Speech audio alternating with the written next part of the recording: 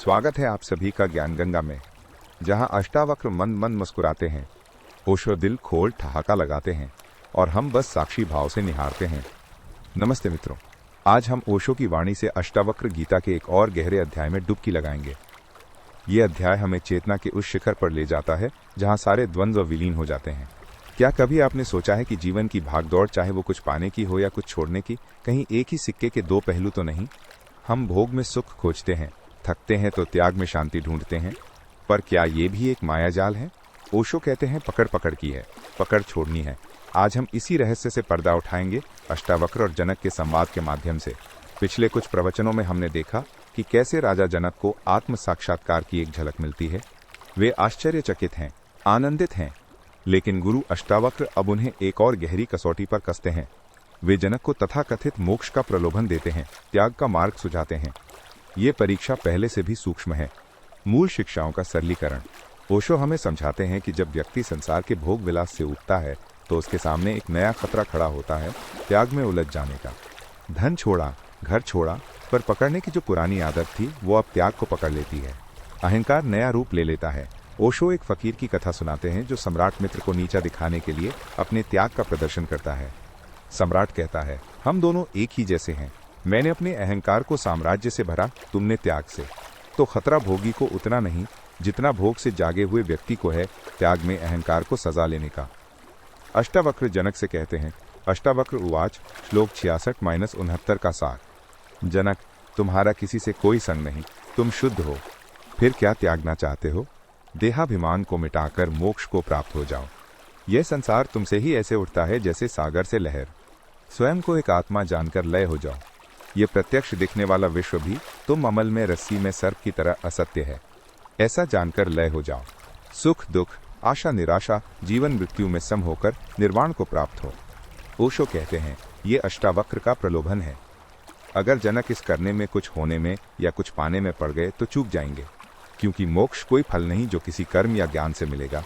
सुख हमारा स्वभाव है, उसे पाने के लिए जब तक कुछ करोगे उसे खोते रहोगे। तो क्या है कुंजी, आप पूछेंगे। क्या करें, क्या छोड़ें? और यहीं पर राजा जनक का उत्तर सोने में सुहागा है। जनक की प्रज्ञा यहाँ चरम पर खिलती है। जनक उवाच, श्लोक 70-73 का सार। जनक कहते हैं, मैं आकाश की भांति अनंत हूँ और ये संसार घड़े के समान प्रकृति से जन्मा है। यही ज्ञान है, इसलिए न इसका त्याग है, न ग्रहण है, और न ही कोई लय मुक्ति पानी है। आकाश वदनतों हूँ, मैं महासागर के समान हूँ और ये प्रपंच लहरों जैसा है। यही ज्ञान है, इसलिए न इसका त्याग है, न ग्रहण है, और न ही कोई लय पानी है। महोद्धरिवाहम, मैं सीपी की तरह हूँ और ये विश्व की कल्पना उसमें दिखने वाली चांदी की तरह है।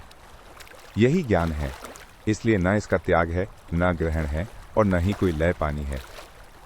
अहं स शुक्ति संकाशो, मैं ही सब भूतों में हूँ और सब भूत मुझ में हैं। यही ज्ञान है, इसलिए न इसका त्याग है, न ग्रहण है, और न ही कोई लय पानी है। अहं वा सर्वभूतेषु।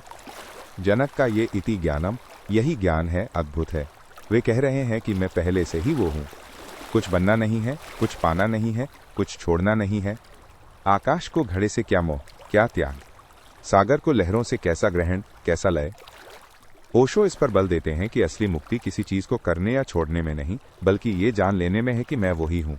ना कोई बंधन था, ना कोई मुक्ति चाहिए। चिंतन के लिए ठहराओ। कभी सोचा है आपने, क्या आपकी आध्यात्मिकता भी कुछ पाने या कुछ छोड़ने की दौड़ तो नहीं बन गई है? मुख्य बातें और चिंतन। इस संवाद का सार क्या है? पहली बात, भोग के बाद त्याग का आकर्षण भी एक सूक्ष्म अहंकार हो सकता है। दूसरी बात, ओशो की दृष्टि में सुख या शांति किसी कर्म का फल नहीं, हमारा सहज स्वभाव है, सुख स्वभाव है। और सबसे महत्वपूर्ण जनक का उद्घोष, इति ज्ञानम, न त्यागो, न ग्रहो, न लहा, यानी जो मैं हूँ वही परम सत्य है, उसमें न कुछ जोड़ना है, न घटाना है। तो मित्रों, ओशो हमें जगा रहे हैं कि असली स्वतंत्रता किसी अवस्था को पाने में नहीं, बल्कि अपनी वर्तमान अवस्था के पार अपने सच्चे स्वरूप को होने में है। यह ज्ञान कि मैं ही वह हूँ, यही परम विश्राम है। यहाँ कोई प्रयास नहीं, कोई तनाव नहीं, केवल सहज स्वीकृति। यह स्थिति आपके जीवन में क्या प्रतिध्वनि करती है, इस पर विचार कीजिएगा। अगली बार हम जनक की इसी परम अवस्था के और गहरे पहलुओं पर ओशो के नजरिए से बात करेंगे।